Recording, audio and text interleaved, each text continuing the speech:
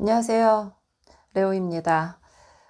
대출에 대해서 항상 제가 좀 쉽게 풀어드리려고 노력을 하는데 그래도 어렵다고 느끼는 게 아마 대출일 거라는 생각이 들고요. 그거는 저도 충분히 이해를 합니다. 왜냐하면 제가 얼마 전에 이제 세금 전문가분한테 세금에 대해서 문의를 한 적이 있어요. 근데 그때 제가 어떻게 질문을 했냐면 제가 생각해도 너무 바보 같은 질문을 했거든요. 저는 이제 대출에 대해서 상담을 하거나 뭐 이야기를 들을 때 항상 그 본인의 모든 것을 잘 자세하게 얘기를 해야지만 정확한 정보를 얻을 수 있다라고 말씀을 드리면서 저는 그 세금 전문가한테 뭐라고 했냐면 압구정 아파트를 팔았는데 세금이 많이 나왔대. 어떻게 해야 돼? 세금이 이렇게 많이 나오면 안 되는 거 아니야? 뭐 이렇게 질문을 한 거예요. 그러니까 이제 그 세금 전문가가 이제 저한테 이렇게 얘기를 하더라고요. 언제 누가 얼마에 팔았고 그 시기에 또 누가 거주를 했으며 1주택자였는지 자세한 정보를 알려달라라고 얘기를 하더라고요. 대출도 사실 마찬가지거든요. 그래서 제가 대출은 항상 시세가 얼마인지, 소득이 얼마인지, 부채가 얼마인지, 그리고 본인의 주택수가 몇 개인지 이걸 기본으로 알려달라고 항상 말씀을 전 드리고 있어요. 그래서 여러분들의 마음을 제가 충분히 이해를 하고 있습니다. 그래서 하나씩 살펴보겠는데 오늘은 이제 LTV에 대해서 한번 말씀을 드려보려고 합니다. LTV 하면 뭔가 이제 막 어려운 단어가 나오기 시작을 하죠. KB 시세는 그래도 뭐 들어본 적이 있는 것 같은데 LTV는 무엇이냐 이제 궁금하실 텐데요. LTV는 이제 영어예요. 영어 약자인데 Loan to Value Ratio라고 해서 이제 그 주택을 담보로 돈을 빌릴 때 인정되는 자산 가치의 비율, 이제 한국어로 번역을 하면 뜻은 이렇습니다. 제가 좀 쉽게 설명을 해드린다고 하면 이 LTV가 은행에서는 그 집의 담보가치 비율이라고 생각을 하시면 되는데요. 은행에서는 그 집이 이제 5억이어도 지금 비규제 지역의 무주택자 분들은 그 비율을 70%로 보고 있는 거예요. 그 집을 4억에 매수를 했어도 4728, 70%인 2억 8천만 원만 자산 가치로 인정을 해서 그만큼 대출을 해주겠다. 뭐 이런 뜻이라고 생각을 하면 되기 때문에 그 이상으로 비율을 받기가 좀 어려운데 현재는 이제 생애 최초인 경우만 최대 80%까지 대출이 가능하고요. 무주택자인 분들은 비규제 지역에서 70%까지 대출이 가능하고 또 이제 비율이 다 다릅니다. 뭐 1주택자 60%, 규제 지역 50%, 규제 지역 다주택자 30%뭐 이런 식으로 비율이 다 다르기 때문에 똑같은 집이어도 누가 대출을 받느냐에 따라서 대출 한도가 다 달라질 수 있다. 이런 의미라고 생각을 하시면 되는데 자 LTV가 이렇게 정해져 있어요. 그래서 거기에 맞게 그러니까 나의 조건이 얼마인가 그거를 이제 따져보는 게 맞습니다. 그래서 한번 이제 LTV가 이제 은행별로 어떻게 다른지 한번 살펴볼 건데요. 은행은 거의 다 똑같은 LTV를 적용을 받습니다. 이건 정부에서 정한 규정이기 때문에 누구도 어길 수가 없는 이제 규정이고요. DSR 같은 경우는 이제 소득 대비 나가는 대출의 규정이긴 한데 은행마다 조금 다를 수도 있죠. 1금융권은 DSR 40%, 그리고 2금융권은 DSR 50% 이렇게 나눠져 있지만 LTV는 전 은행이 개인 대출에서는 다 똑같습니다. 간혹 이렇게 말씀을 하시는 분들이 있어요. 70%까지 대출이 가능합니다 라고 말씀을 드리면 2금융권으로 해주세요. 뭐 2금융권 가면 더 많이 해주는 거 아닌가요? 라고 말씀을 하는 분이 계신데요. 그거는 대단한 착각입니다. 왜냐하면 개인 대출은 전 은행, 뭐 저축은행도 마찬가지예요. 전 은행의 LTV가 동일하게 적용을 받습니다. 간혹 뭐 길 가다가 80% 받는데요. 뭐 이렇게 말씀하시는 분들은 이제 사업자 대출, 개인 대출이 아닌 이제 사업자 대출인 경우에 뭐 80%에서 방 하나 빼고 뭐 이런 식의 다른 LTV 공식이 적용이 되긴 하지만 저희는 지금 가장 기본인 개인 대출하고 사업자 대출은 후에 또 어떤 차이가 있는지 제가 말씀은 드릴 거예요. 근데 저희는 지금 채널을 시청하고 있는 분들이 대부분 대출을 처음 접하시는 그런 분들일 거고요. 그런 분들은 내 집 마련을 위해서 지금 공부를 하고 계시는 분들이면 다 개인 대출, 내 이름으로 된 내 집 마련 대출이라고 생각을 하고 제가 설명을 드리고 있습니다. 그래서 LTV는 보통 이제 기준가가 있어야겠죠. 저번 시간에 KB 시세에 대해서 공부를 하셨겠지만 그 기준가 대비 대출의 비율이 정해집니다. 그래서 KB 시세가 보통 기준가가 되고요. 그리고 KB 시세 없으면 부동산 테크, 테크가 없으면 감정가, 뭐 이런 식으로 적용을 받는데 그 기준가에서 70%까지 이제 대출이 가능하다라는 뜻입니다. 뭐 간단하게 KB 시세가 10억이면 7억까지 대출이 되는 거죠.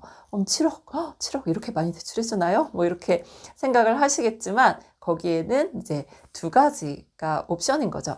LTV 충족, 그 다음에 DSR, DTI 충족, 뭐 이렇게 두 개가 충족이 돼야지만 이제 가능한 대출입니다. 그래서 LTV는 이제 이런 식으로 적용이 될 거고요. 그러면 이제 이렇게 비율이 다 나눠져 있어요. 비율이 어떻게 나눠져 있나 한번 살펴볼게요. 무주택자가 일단 규제 지역, 규제 지역이라고 하면 내가 지금 집을 매수하려고 하는 지역입니다. 내가 만약에 1주택자라서 내가 지금 송파에 갖고 있는데 송파에 살 거예요. 이러면 이제 매수하는 데가 송파, 규제 지역이기 때문에 그 지역을 보면 되고요. 내가 현재 보유한 것은 매수할 때는 뭐 별로 중요하지가 않고요. 저희가 이제 대출 본건이라고 하죠. 대출을 받을 집, 매수한 집, 그 집의 지역이 어딘지에 따라서 규제 지역인지 아닌지 살펴보셔야 되는 겁니다. 그래서 규제 지역은 현재 누누이 말씀드리지만 강남, 서초, 송파, 용산 이렇게 4개의 서울에 있는 구를 제외하고 전국이 현재 비규제 지역입니다. 그래서 규제 지역을 한번 살펴볼게요. 무주택자인 경우에는 LTV 그 은행에서 봐주는 주택담보대출의 최고 한도 비율이 50%입니다. 그래서 10억짜리 집이면 5억까지 대출이 가능한 거고요. 그리고 1주택자가 여기 원칙과 예외라고 써 있는데 이게 무슨 뜻이냐 말이 좀 어렵죠. 원칙은 원래 1주택자인데 안 팔아요. 규제 지역입니다. 1주택자가 규제 지역 집을 안 팔 거예요. 그럼 2주택자가 되는 거죠. 그렇게 되면 30%까지만 대출이 가능합니다. 그런데 예외적으로 저는요, 2년 안에 내가 원래 살고 있는 집을 매도하겠다라고 약속을 하고 대출 신청을 하면 50%까지 대출 한도가 무주택자와 마찬가지로 올라갑니다. 그렇기 때문에 내가 2년 안에 집을 팔 예정이에요 라고 하면 규제 지역에 집을 매수할 때 약정서를 쓰고 50%까지 대출을 받을 수 있습니다. 그러면 이 약정서 문제가 또 따라 나오는데요. 2년 안에 집을 못 팔면 어떻게 돼요? 그러면 안 됩니다. 약정 위반자가 되시는 거고요. 약정 위반자는 이제 페널티가 따라 붙습니다. 3년간 은행에 이제 주택담보대출, 개인대출에서 전세대출을 이용할 수가 없고요.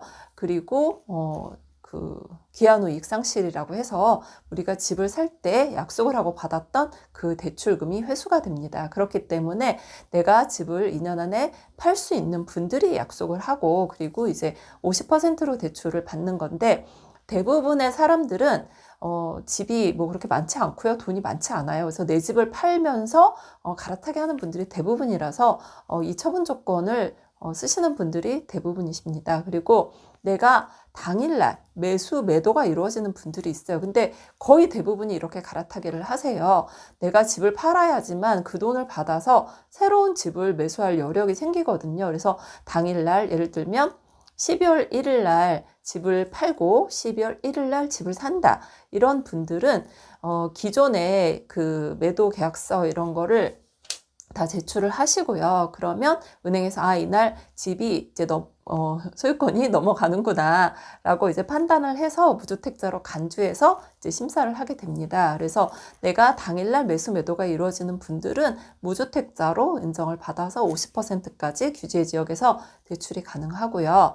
그리고 현재 다주택자예요. 집이 2개 이상인 분들을 다주택자라고 하죠. 물론 하나인데 또 사는 것도 그 처분 약정을 하지 않으면 그 다주택자처럼 인정이 되고요. 그래서 지금 무주택자, 1주택자, 다주택자 이렇게 이제 3가지로 나눠지는데 그 외에 해당하는 분들 있나요? 없죠.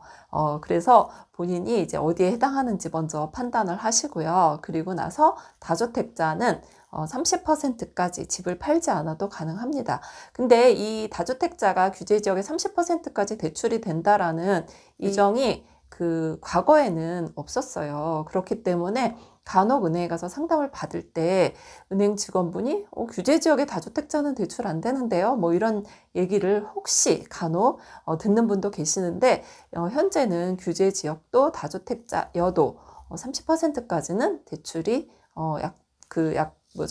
팔겠다고 약속을 하지 않아도 가능한 상황입니다. 자, 그 다음에 대부분의 분들이 이제 궁금해 하시는 비규제 지역에 대해서 한번 말씀을 드려볼 건데요. 비규제 지역 같은 경우는 이제 무주택자인 경우에 70% 가능하고요. 그리고 1주택자 분들은 그 60% 가능합니다. 만약에 당일 매수 매도가 일어나거나 아니면 내가 집을 팔았다는 그 계약서가 있는 분들 같은 경우는 무주택자로 이제 인정을 받아서 70%까지 대출이 가능하지만 그 외의 분들은 모두 60%까지만 대출이 가능합니다. 생애 최초이신 분들은 80% 이내 그 최대 6억이 가능하지만 그거는 나중에 생애 최초에 대해서 제가 따로 다룰 거라서 지금은 이제 일반적인 분들에 대한 이야기를 나누고 있는 건데요.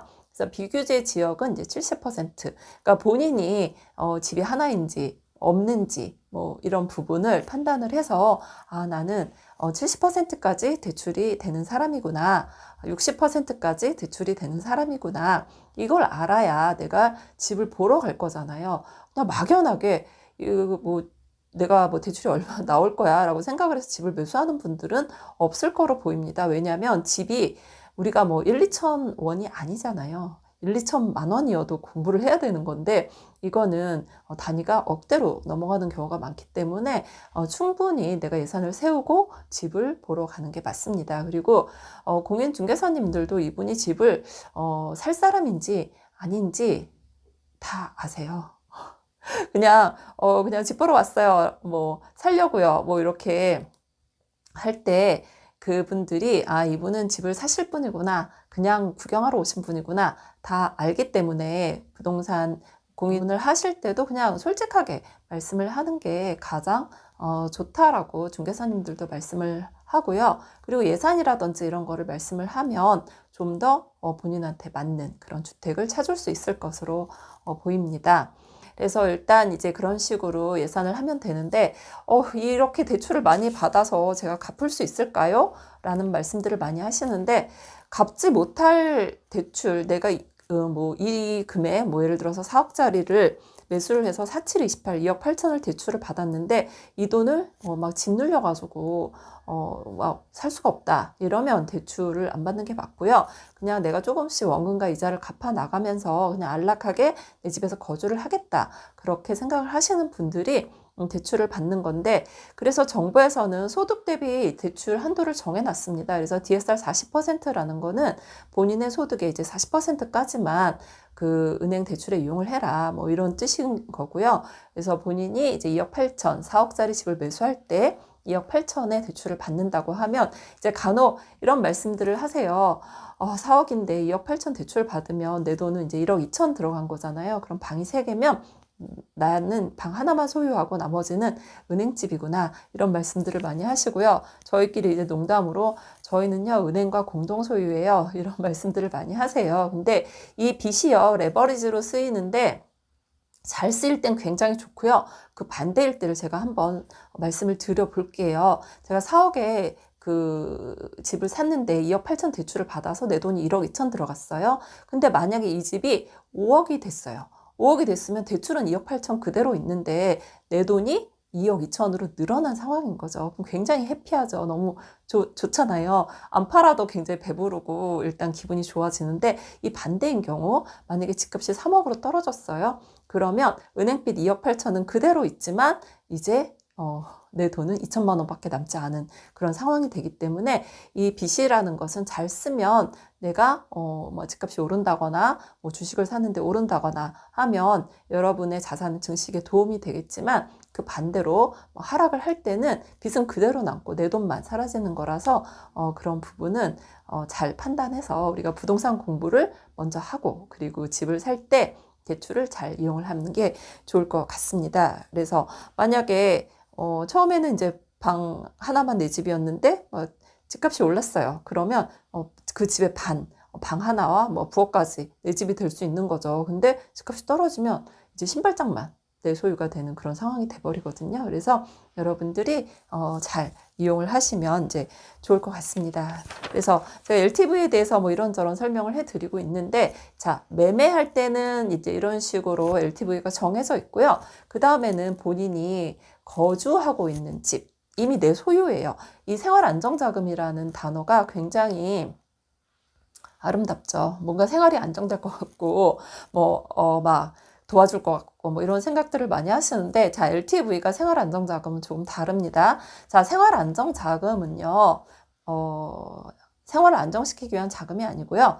주택담보대출입니다. 주택담보대출. 주택담보대출은 두 가지로 나눠지는데, 첫 번째는 뭐냐면, 첫 번째는요, 매매할 때 받는 게 이제 있고요. 이제 두 번째는, 내가 거주하면서 받는 대출이 있어요. 그게 바로 이제 생활안정자금 대출인데요. 자, 생활안정자금의 LTV는 우리가 매매할 때 LTV와는 조금 다릅니다. 이 다른 이유가 뭐냐면, 그 규정이 계속 바뀌었어요. 저희가 이제 전 정권에서부터 대출에 대한 규정이 계속 바뀌다 보니까 매매는 LTV가 올라갔는데, 또 뭐 생활안정자금은 또 LTV가 예전 거를 뭐 끌어오면서 조금 막 좀 달라지는 이제 그런 효과가 발생을 해서 여러분들이 많이 헷갈릴 수가 있어요. 그래서 이런 표는 조금 이렇게 정리를 해서 본인이 갖고 있다라고 하면 내가 대출을 받을 때 조금 편안하게 쓸 수 있는 그런 LTV 그 표인데요. 자, 생활안정자금은 내가 이제 집을 사고 3개월이 지나면 그때부터는 이제 생활안정자금인 본인 소유의 주택으로 대출을 받게 되고요. 3개월까지는 주택 매매 대출이 됩니다. 내가 소유권, 내 집으로 넘어와서 한 달이 지났다. 그때 대출을 받으셔도 매매잔금으로 인정이 되지만, 이제 3개월이 넘어가는 시점에는 생활안정자금의 LTV를 적용을 받습니다. 그래서 이 생활안정자금은 집이 있는 사람들이 받는 대출입니다. 간혹 저 너무 힘들어서 그러는데요, 생활안정자금 대출 안 되나요? 이렇게 말씀하시는 분이 계시는데, 이 생활안정자금 대출은요, 주택을 담보로 제공을 하고 또 매매와 똑같이 소득 대비 나가는 대출이라고 생각을 하셔야 됩니다. 그래서 생활안정자금의 LTV는 규제지역 1주택자는 50%, 우리가 매매하고 똑같죠. 근데 다주택자분들은 40%입니다. 매매에서는 다주택자가 30%였거든요. 근데 이 생활안정자금의 규제지역의 LTV는 이제 40%, 이게 좀 큰 차이죠. 그리고 비규제 지역은 LTV가 70%는 똑같고요. 그리고 다주택자분도 60%로 생활안정자금의 LTV가 정해져 있습니다. 그래서 이 생활안정자금은 아직까지도 뭐 약정서가 따라 붙기 때문에 여러분들이 그 대출을 받을 때 뭐 집을 살 용도로 쓰시면 안 되고요.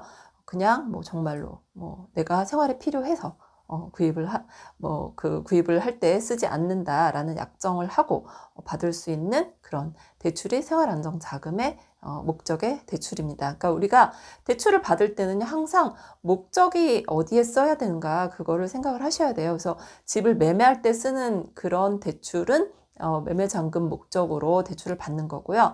그리고 이미 소유권이 넘어온 그런 상황에서는 생활안정자금 목적으로 이제 대출을 받아서 이용을 하시면 되겠습니다. 그래서 뭐 내가 집을 담보로 대출을 받아서 자동차를 산다든지 이럴 때 사용을 하는 것이 이제 생활안정자금 대출이라고 이제 생각을 하시면 되겠습니다. 그래서 이런 식으로 저희가 이제 그 각각의 LTV가 모두 다르기 때문에 여러분들이 대출을 받을 때 집담보대출은 LTV가 다 다르구나 라는 것을 생각을 하셔야 되고요. 무주택자분들은 뭐 좀 쉽죠. 규제지역 50%, 비규제지역 70% 이렇게 되지만 1주택자 이상으로 넘어가게 되면 뭐 처분 조건을 쓸 것인지 현재 매도를 했는지 뭐 이런 거에 대해서 약간 조금 어려울 수가 있긴 한데, 그래도 제가 조금 편안하게 설명을 해드렸으니까 이해를 하실 것으로 보입니다. 그래서 이제 LTV는 다시 한번 설명을 드린다고 하면 그 집의 그 담보 비율이에요. 은행에서 이 집은 얼마까지 대출을 해줄 수 있다라는 그 담보 비율이기 때문에 내가 최대 LTV를 받기 위해서는 그 지역의 최대 LTV가 얼마인지 먼저 체크를 하고 예산을 세우고 집을 보러 가는 게 맞습니다. 그래서 제가 이제 LTV에 대해서 설명을 드렸고요.